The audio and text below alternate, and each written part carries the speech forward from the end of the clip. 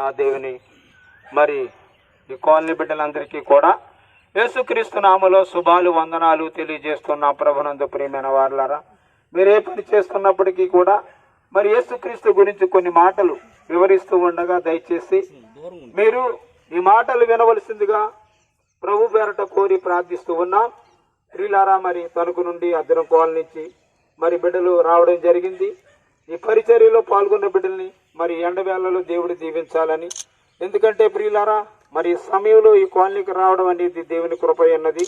ప్రియులారా, మీరు ఏ పనిలో ఉన్న ఈ మాటలు ఆలకించండి. ఎందుకంటే ప్రియులారా, ప్రయాసపడి భారం వస్తున్న సమస్త జనులారా నా యొద్దకు రండి అని దేవుని వాక్యం తెలియజేస్తుంది. ప్రియులారా, అనేక ప్రయాసలు పడుతూ ఉన్నాం మనం ప్రియులారా.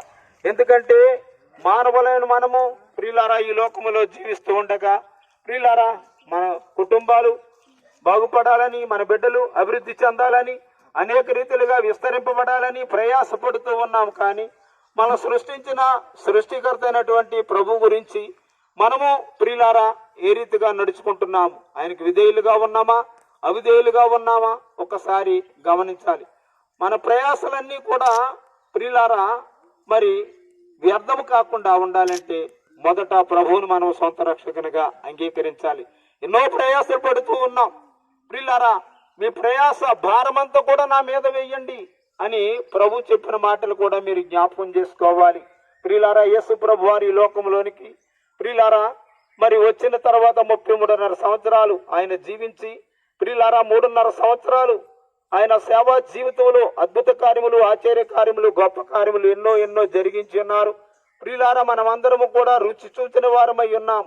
ప్రియులారా, అయినప్పటికీ కూడా ప్రభు పిలుస్తున్నాడు, ఓ నా కుమారుడా నా తట్టు తిరుగు, ఓ కుమార్తె నా తట్టు తిరిగి అని పిలుస్తూ ఉన్నాడు. ఆయన పిలుపుకు ఎవరైతే లోబడుతూ ఉన్నారో, ఆయన ఎవరైతే ఆశ్రయిస్తున్నారో ప్రియులారా ప్రతి ఒక్కరూ కూడా తెలుసుకోవాలి. నిజమే ప్రియులారా, ఈ లోకంలో ఎంతకాలం జీవిస్తామో ఎలా జీవిస్తామన్నది దేవునికి తెలుసు. అందుకే మనము ప్రియులారా సృష్టికర్త అయినటువంటి దేవునికి మన హృదయాలను సమర్పించుకోవాలి.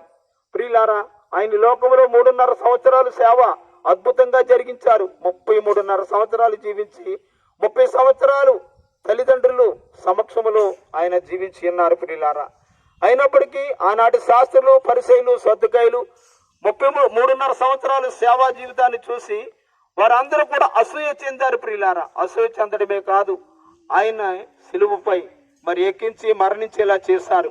సిలువపై మరణించి సమాధి చేయబడి 3వ దినమున పునరుద్ధానుడై లేచి ఉన్నాడు. ప్రియులారా, 3వ దినమున పునరుద్ధాన జీవితం మనందరికీ కూడా గొప్ప అవకాశం. ప్రియులారా, ఆ పునరుద్ధానం లేకపోతే ప్రియులారా క్రైస్తవ జీవితానికి విలువ లేదు.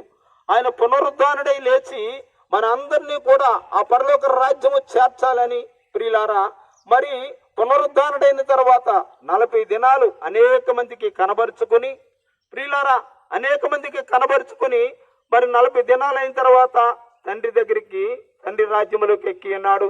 మరలాపుడు 2వ రాకడ రాబోతూ ఉన్నది.